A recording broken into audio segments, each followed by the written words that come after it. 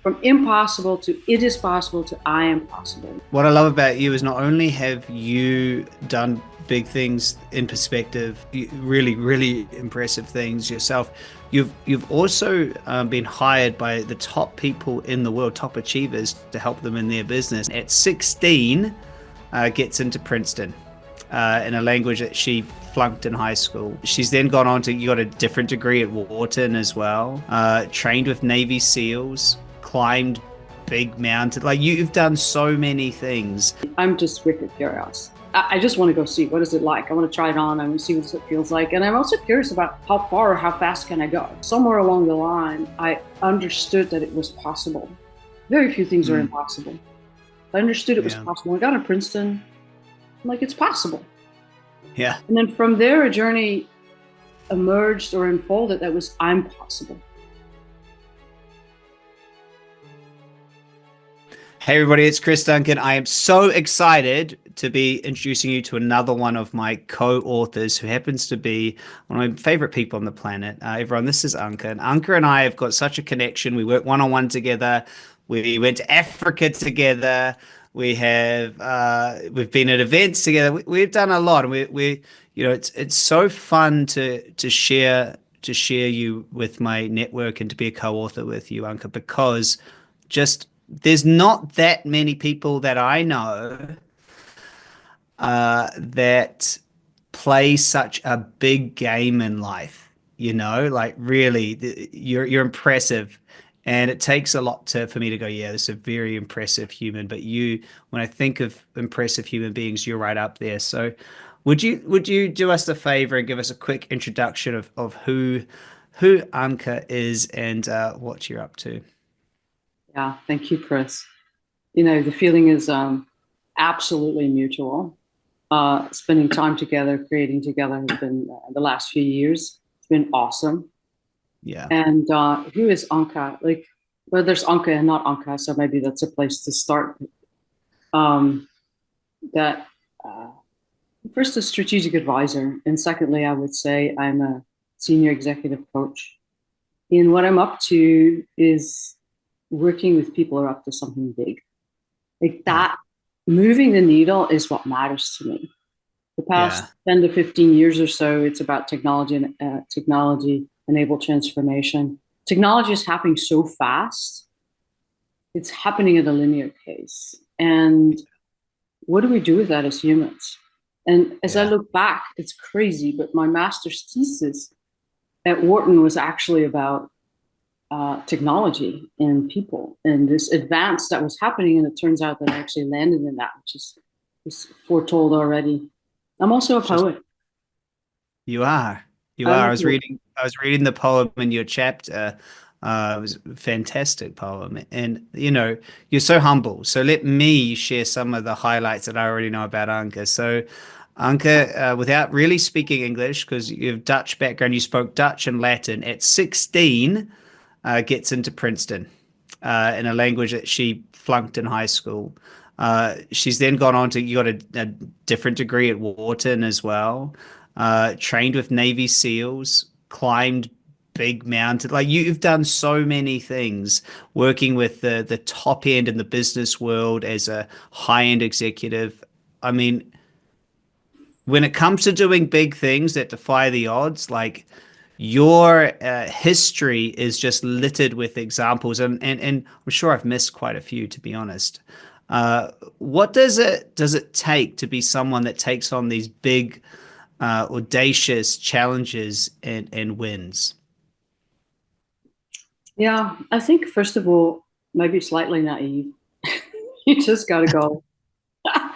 I don't know. Let's just go.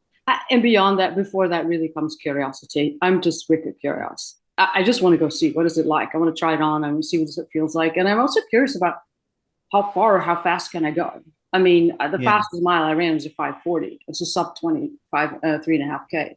And I'm like, how fast can I be? How high can I jump?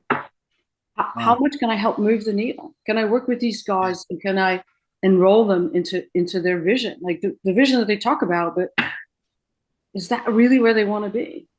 And then if that's their vision, if that's the ambition, then where does today live?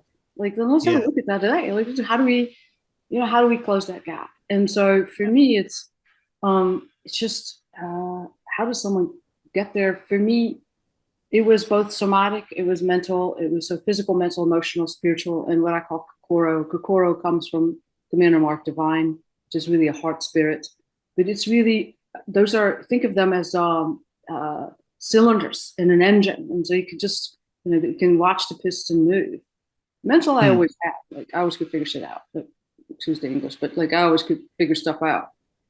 Emotion Mm. was a really big mountain for me. It was emotionality was a big deal. And so when I trained with the Navy SEALs, Commander Divine, SEAL Fit, and I really learned how to use my breath to introject, to get from the amygdala back into prefrontal cortex, and from breath work, breath practice became breath experience. I'm now a master breathwork specialist.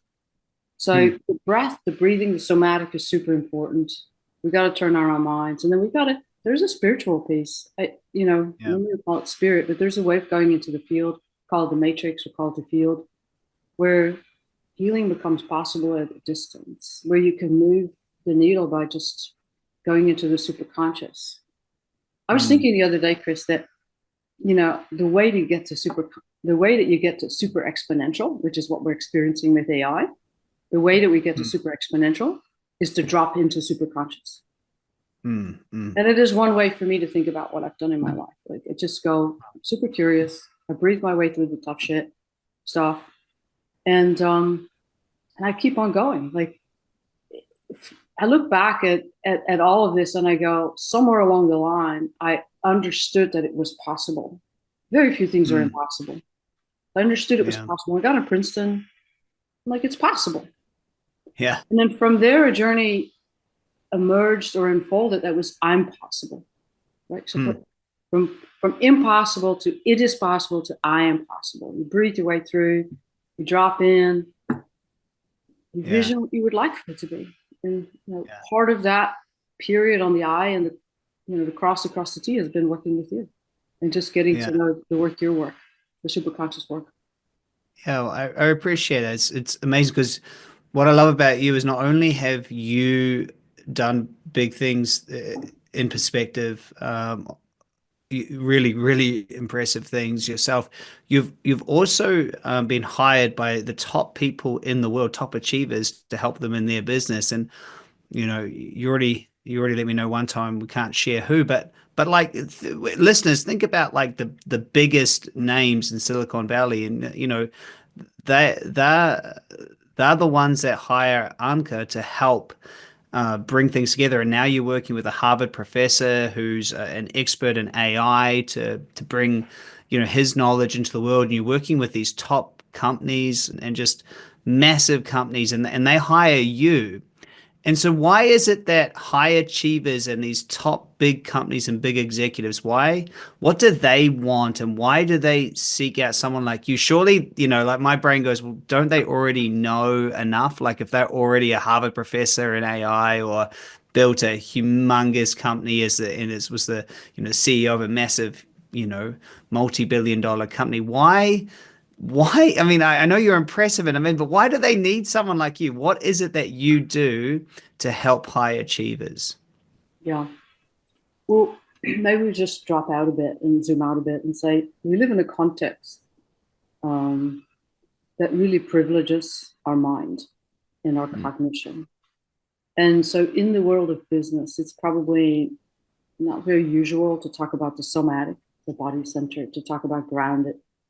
Mm. It's also probably for sure not very interesting for them to talk about anything spiritual, but we bring all of that. We bring who we are, and who we are is multifaceted into the business world. And that matters whether you are a manager or a director or about to be CMO or a CMO, right? Mm. And so um, what I think this is probably a very human trait, which is you have this ambition, you have this thing that you're looking for. It's like, how do you get there? But what got you here isn't what's going to get you there, right? And Mm. it involves this integration between the integrative way, holistic way of combining well, the mental. You got to have that mental. We talk about the big four. We can talk about that more at some point. But you have the big four. It's the somatic. It's the physical. It's the emotional. It worked with one person, one of my clients, who just had a really hard time in the C-suite. You know, just that pressure of the guys. It's just hard. How do you then get back to center? How do you get grounded? And what are the practices that you might have? I think for me, one of the big things is practices. And that is one of the things that I learned from the Navy SEAL guys is get this practice into your life. Get a breath practice into your life. Get a movement practice into your life. Get a visualization practice into your life. Get a journaling practice into your life. So what are those practices? And the other thing I would say about guys at the top, they don't have that many peers. So who do they talk to, right? And I've been there and done that. So yeah. Oh yeah, you have a few times over. I think it's so fascinating to hear you talk about all of that, and it's almost like those that are right at the top of their game, they're there because they seek out help, because they get people like you and they look for advisors and coaches because they understand you stand on the shoulders of giants. And if someone's already been there, if one little piece of advice can save millions. And so it's kind of that if you're a high achiever listening to this, getting the right people on your team to help you is like, I mean, Anca, you can talk about it. To me, it's the most important thing. And one of the most important things is having someone you can rely on to talk to who's at your level, who's not paid just to say that you're right. They're actually paid to challenge you or to, you know what I mean? Like I found it was a bit of an echo chamber when my company was at its peak and we had hundreds of employees. I'd come up with an idea and everyone would just, yes, yeah, no, that's brown. Then it wouldn't work. And everyone would go, well, what was your idea? I'd be like, yeah, I guess it was, but it was such an echo chamber. So no, I think that's really great what you're doing, and any high achiever out there listening that wants to go for it, Anca's someone to definitely check out. So if we think about your chapter, and we want everybody listening to go and grab this book because the Superconscious Transformation book is massive. So I'd love to hear a little bit about your chapter, and maybe is there one takeaway from your chapter that you would love to highlight on our call today? yeah. So number one, it's going to be two, Chris. You know me, right?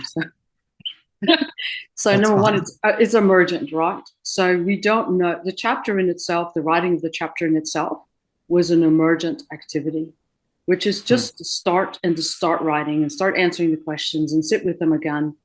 The first time I wrote it was in October. I rewrote it again, and so number one, it's emergent and just trusting the universe and trusting the process. And Hmm. then, to my great delight, really, what came out was something called conscious audacity as a Hmm. concept for capturing that which I bring to the world. It's conscious. I'm curious, and it's audacity. Audacity is a certain swagger. It's a certain show up and like let's go, right? And that's what if I think about all the things I've done. I mean, in my 40s, I left corporate America for a little while. And it's not in the book, but I left corporate America for a little while. And I'm like, I don't know what to do with this horse trading stuff. And I want to do really fun things with fun people. And so what I ended up doing was I decided to get the town that I was living in, it's called Melrose, the town of Melrose fit. There's 10,000 people in it. I want every single one of them to have fitness in their lives. So I built a boot camp. I started with 6 people. And today, it Wow. still exists today. And it's not just Melrose, it's the towns next to it. And it has hundreds and thousands of people that got fitness into their lives because we said, this is the way, this is the way, this is the way. Let's get fitness into your life. It's important.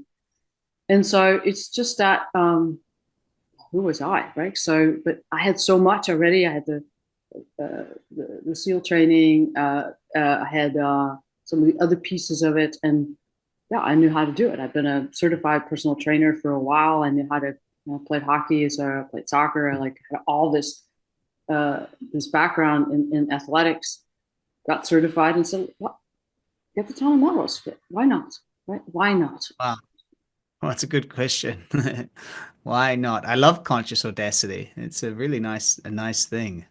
You are, I mean, that is who you are. When I think of you, it's like you're just audacious. Who does these things? You do. It's awesome. So look, if someone's listening out there and they would like to, they are a high achiever and they're up to big things, they want to play a big game, and they're looking for a coach, and they're going, yeah, this, obviously your track record speaks for itself. How can they get in touch with you?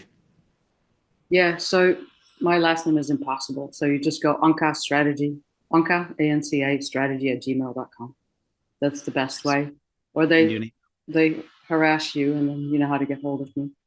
Well, So I'll put some links underneath so they don't have to harass me, because I know you've got a book coming out. yeah. Obviously, we've got our book, and so are there any final thoughts for the person listening to this? They want a super conscious transformation. They are conscious of what they want to create in their life, and they're searching. Yeah. I think there's this intersect between these domains of transformation, leadership, personal mastery, and conscious choice. We think about Mm, those circles and say, okay, like, what is happening for them? What would you love? I think probably mm, that is the organizing orientation. Say, what would you love? How would you like yeah, this to be? And yeah, for sure, reading the book and the chapter is like the whole book. It's just transformation is a choice. I would say transformation is a choice. it is. It is. It is a choice. And the book's amazing. We've got 12 amazing authors. I've got a chapter, you've got a chapter. And for anyone looking to really transform their life and to have something different, I highly recommend it. So, listener, I appreciate you, but now I would love you to take action. You've listened to this podcast and you're thinking you really do want to understand the superconscious transformation process, and you do. So, go ahead and grab your copy of the book. The links below this video, and do reach out and speak with Anca, because I really mean it. When you see someone's track record and the top people in the world are, uh, you know, working and with her and in her structures. When Anka releases her book and her programs, we're not going to be able to get access to it. It's not going to happen. So get in before everyone knows about her, because right now I think you're a little bit of the world's best kept secret when it comes to high achievement, and I really mean it. So thank you all so much for listening, Anka. Thank you so much for spending some time with us, and I'm so happy to be a co-author with you in this amazing book. So everybody, stay focused, stay super conscious, and we'll talk to you very soon. Bye for now.